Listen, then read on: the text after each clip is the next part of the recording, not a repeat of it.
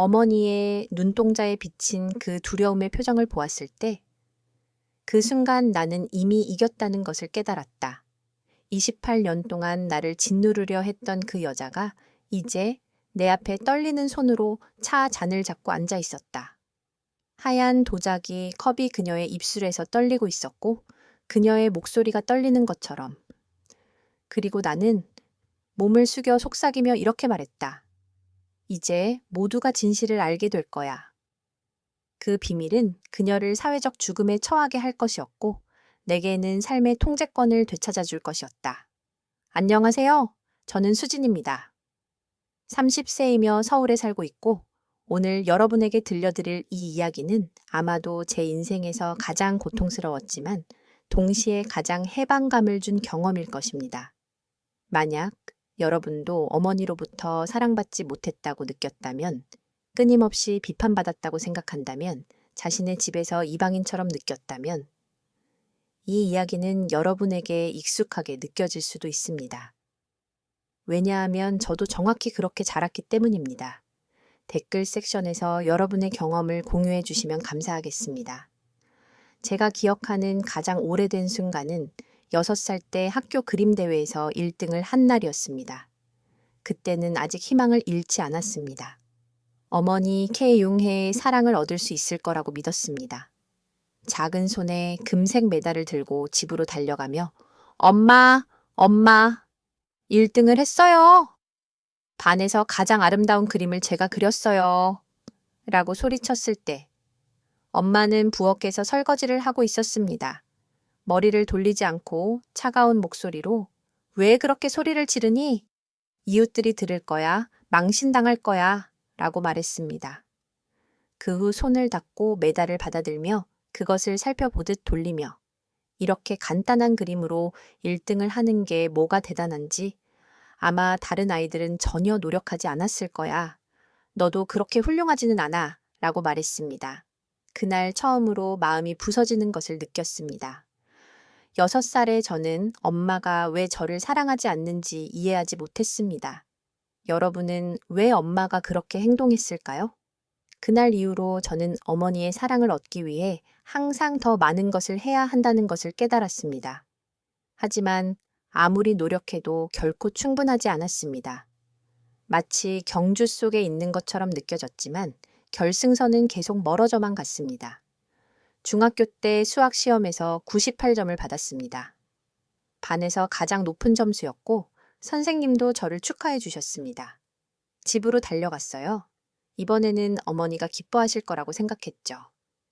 시험지를 어머니에게 내밀자 어머니는 시험지를 손에 들고 안경을 쓰시고 오래도록 살펴보셨어요. 그리고 왜 만점을 받지 못했니?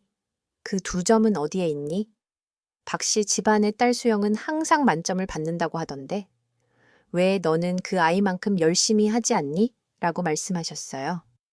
고등학교에 진학했을 때 상황은 더 악화되었습니다. 과학고등학교에 합격했죠. 우리 동네에서 가장 어려운 학교였습니다. 어머니는 단지 서울국립대학교 예비학교에 합격했더라면 좋았을 텐데 그곳은 정말 명문학교야. 이 학교는 뭐야? 라고 말했습니다. 제 모든 성취는 또 다른 결점으로 가려졌습니다. 대학 입시에서 높은 점수를 받았지만 왜 공학을 공부하지 않니? 여자아이들도 이제 의사, 공학자가 되잖아. 라고 말했어요. 대학을 졸업하고 좋은 회사에 취업했지만 이 회사가 얼마나 큰 회사야? 삼성이나 LG에서 일했더라면 좋았을 텐데. 재벌 가문에서 일하는 사람들의 명성은 완전히 다르잖아. 라고 말했어요. 가장 아픈 부분은 어머니가 나를 외부 사람들에게 자랑하는 것이었습니다. 이웃이나 친구들에게 항상 나를 자랑스러워한다고 말했습니다. 수지는 매우 성공적이고 똑똑한 딸이에요. 대학을 최우등으로 졸업했고 좋은 회사에서 일하고 있어요. 항상 그녀를 자랑스러워해요. 당신의 아이들도 그녀처럼 되었으면 좋겠어요. 라고 말했습니다. 사람들은 내게 너는 정말 운이 좋구나. 엄마가 너를 정말 사랑하니까. 이렇게 지원해주는 가족이 있다는 건 정말 좋은 일이야. 라고 말하곤 했어요. 하지만 나는 내 안에 자라나는 그 공허함, 그 사랑받지 못하는 느낌과 싸우려고 노력했어요. 밤마다 침대에서 울며 왜 엄마가 나를 정말로 사랑하지 않는지 이해하려고 노력했어요.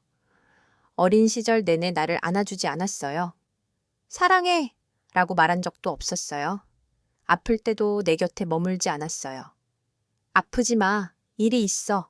라고 말했어요. 친구들의 엄마들이 그들을 안아주고 키스하는 걸 보면 질투로 죽을 것 같았어요. 아마도 나는 정말로 사랑받을 가치가 없는 사람일지도 모른다고 생각하기 시작했어요. 세월이 흘렀어요.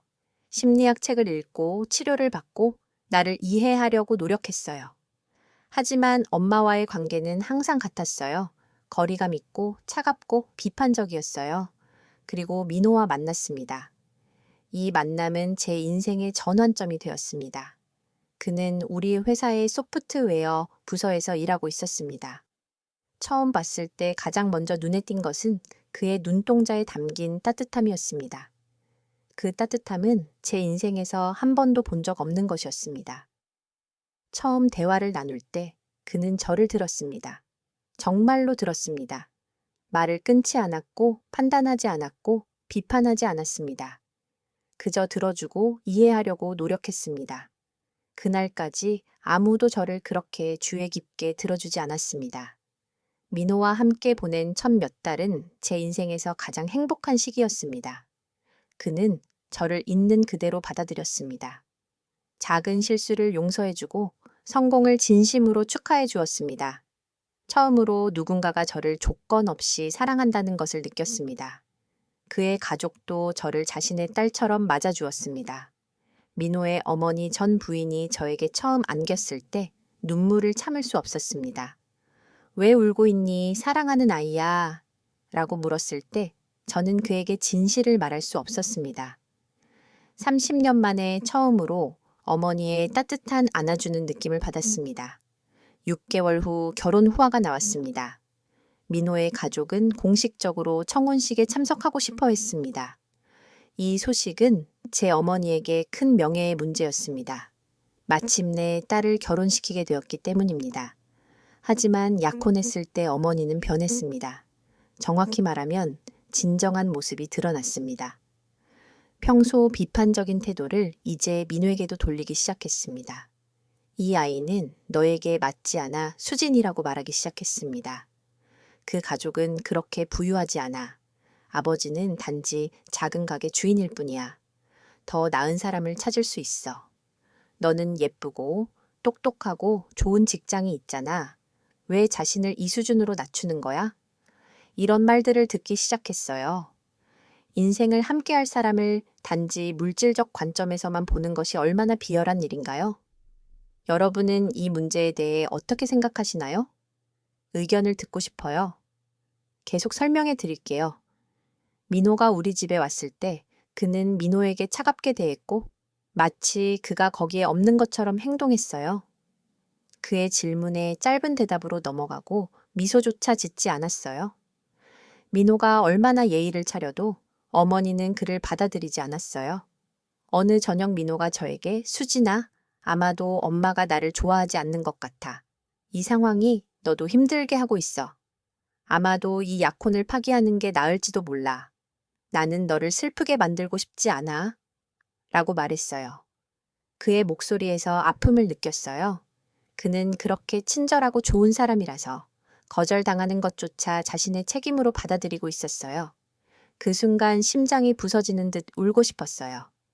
내 인생에서 처음으로 행복했던 것, 처음으로 진정한 사랑을 엄마가 내 손에서 빼앗으려 하고 있었다. 이번에는 참을 수 없을 것 같았다. 그날 밤 내 손에 매우 좋은 기회가 찾아왔다. 엄마의 방에서 울음소리가 들려왔다. 시계는 자정을 넘겼습니다. 문 앞에 서서 귀를 기울였을 때 그녀가 전화로 누군가와 대화하고 있다는 것을 깨달았습니다. 그녀의 목소리는 떨리고 두려움에 차 있었습니다.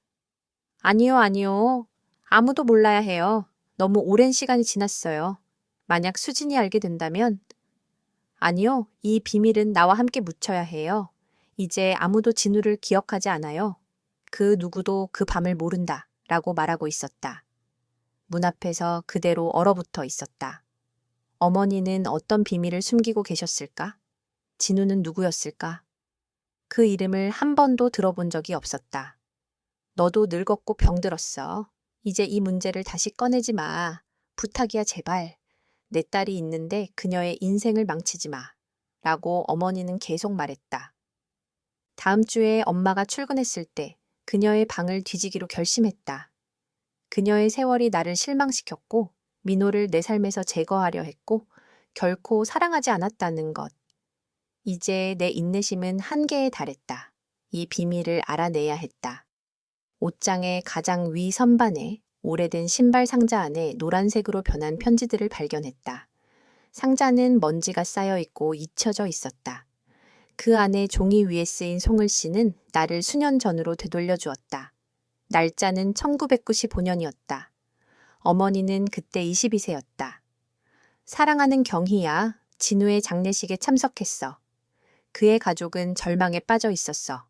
그의 어머니는 기절할 것 같았어요. 왜 거기에 없었나요? 모두 당신을 물었어요. 진우의 가장 친한 친구로서 거기에 있어야 하지 않았나요? 다른 편지들도 열었어요. 모두 다른 사람으로부터 왔지만 주제는 항상 같았어요. 진우라는 젊은 남자가 죽었고 어머니는 그 죽음과 somehow 연결되어 있었어요. 5번째 편지가 가장 중요했습니다. 경희야, 이제 말은 그만두지만 내 양심은 편하지 않아. 그날 밤 진우가 강변에서 너를 기다리고 있었는데 너는 오지 않았어. 그가 너를 사랑한다는 걸 알고 있었지.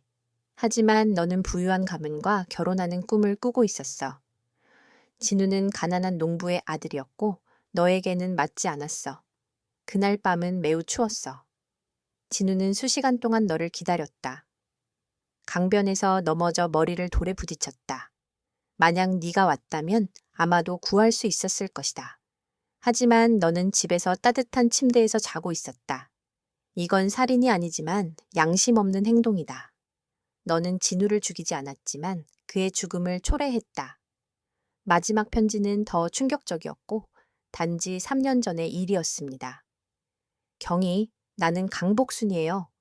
진우의 여동생이에요. 이제 늙었고 죽음의 문턱에 있어요. 형제의 죽음 이후로 계속 당신을 지켜봤어요. 당신은 좋은 삶을 살았고 부유한 남자와 결혼했고 아름다운 딸을 낳았어요. 하지만 당신이 알아야 될 것은 그날 밤 당신의 비겁함과 이기심이 한 남자의 죽음을 초래했다는 것입니다. 제 동생은 당신을 매우 사랑했습니다. 당신도 그를 사랑했다고 말했습니다. 하지만 당신은 그저 그와 놀고 있었을 뿐입니다. 이제 복수를 원하지 않습니다. 너무 지쳤습니다. 이 편지를 쓴 후 이 문제를 닫겠습니다. 하지만 이 양심의 가책과 함께 살아가길 바랍니다. 매밤 형을 생각하기를 바랍니다. 그 순간 모든 것이 제자리를 찾았습니다. 어머니가 저에게 보여준 엄격한 태도와 사랑의 결여의 이유를 이해했습니다. 그녀는 자신의 과거에 대한 죄책감으로 살아가고 있었고 그것을 저에게 투영하고 있었습니다. 자신의 양심 속 어둠을 저에게 쏟아내고 있었습니다. 한 남자가 그녀를 사랑했지만 그녀는 그 사랑을 이용했습니다. 그리고 더 나은 기회를 위해 그를 떠났습니다. 진우가 그날 밤 죽을 때 어머니는 아마도 다른 사람과 데이트를 하고 있었을 것입니다. 이 발견은 나를 깊이 흔들었지만 동시에 큰 힘을 주었습니다. 이제 그녀의 가장 큰 약점을 알고 있었습니다. 그날 저녁집에 돌아왔을 때 나는 평소처럼 그녀에게 행동했습니다. 어머니, 저녁 식사가 준비되었습니다. 당신이 좋아하는 김치찌개를 만들었어요. 라고 말했습니다. 그녀도 평소처럼 또 늦었네. 음식이 식었어. 소금도 적게 넣었네. 라고 대답했습니다. 하지만 저는 이제 달랐습니다. 그녀의 모든 비판을 참으며 모든 모욕을 견디며 머릿속에서 계획을 세우고 있었습니다. 이번에는 그녀가 저를 두려워하게 만들 것입니다. 한 주 동안 완벽한 딸 역할을 했다. 엄마의 신뢰를 얻었다. 그녀에게 엄마, 맞아요. 민호는 정말 저에게 맞지 않아요. 그의 가족은 너무 가난하고 미래가 불확실해요. 이 약혼을 파기할 거예요. 라고 말했다. 엄마의 눈동자에 만족감이 보였다. 드디어 현명해졌구나 라고 말했다. 너는 아름답고 똑똑한 딸이야. 더 나은 사람을 찾을 거야. 2주 후 엄마의 가장 친한 친구인 박 부인의 55번째 생일 파티가 있었다. 이 파티는 매우 중요했다. 왜냐하면 우리 동네의 모든 사회적 엘리트 여성들이 초대되었기 때문이다. 엄마도 당연히 참석할 거였다. 사회적 지위를 유지하기 위해 이런 행사들을 절대 놓치지 않았다. 그 주 동안 엄마는 파티 준비에 집중했다. 입을 옷, 선물로 무엇을 살지, 누구와 앉을지, 모든 세부 사항을 계획했어요. 이 파티는 그녀에게 매우 중요했어요. 왜냐하면 사회적 지위를 공고히 할 수 있었기 때문이에요. 저도 제 계획을 세우고 있었어요. 편지에 복사본을 찍어두었어요. 진우의 이야기를 조사했어요. 모든 세부 사항을 알아냈어요. 파티 밤이 되자 어머니와 함께 박 부인의 럭셔리 아파트로 갔습니다. 거실은 매우 붐비고 있었습니다. 우리 동네의 모든 중요한 여성들이 거기에 있었습니다. 은행원 김 부인, 의사 남편을 둔 이 부인, 시장 부인 최 부인, 회사 소유주 윤 부인. 모두 화려한 옷을 입고 보석을 착용하며 머리를 단정하게 정리했습니다. 분위기는 매우 공식적이고 화려했습니다. 어머니도 가장 아름다운 드레스를 입고 메이크업을 하고 완벽하게 보였습니다. 저녁 식사 중 어머니는 평소처럼 저를 칭찬하기 시작했습니다. 수지는 정말 똑똑한 딸이에요. 매우 열심히 일해요. 좋은 대학을 졸업했고 명문기업에서 일하고 있어요. 이 나이에 이렇게 성공하는 건 쉬운 일이 아니에요. 정말 자랑스러워요. 라고 말했어요. 여성들은 경희야, 정말 운이 좋구나. 이런 딸이 있어서 참 좋네. 라고 코멘트했어요. 저는 미소 지으며 듣고 있었어요. 때가 왔어요. 테이블에 침묵이 흐르는 순간 엄마라고 말했습니다. 제 목소리는 홀 전체에 들릴 만큼 명확하고 높았습니다. 이렇게 나를 칭찬해 주시니 저도 당신에 대해 조금 이야기해 볼게요. 결국 모두 당신이 얼마나 훌륭한 엄마인지 생각하고 있잖아요. 어머니의 얼굴에 있던 미소가 서서히 굳어졌습니다. 눈동자에 처음으로 불안과 두려움이 어렸습니다. 수진아, 왜 그런 말을 하는 거니? 이렇게 공식적인 자리에서. 라고 속삭였다. 모두 엄마의 젊은 시절 이야기를 궁금해할 거예요. 라고 차분하지만 단호한 목소리로 계속했다. 특히 사랑 이야기요. 그렇죠, 엄마? 수진아, 이제 그만해. 라고 엄마는 단호한 목소리로 경고했다. 하지만 이미 돌이킬 수 없었다. 진우에 대해 말하는 거예요, 엄마. 라고 말했습니다. 그 순간 홀에서 아무 소리도 나지 않았습니다. 모두 포크와 스푼 소리까지 멈췄습니다. 모든 시선이 우리에게 집중되었습니다.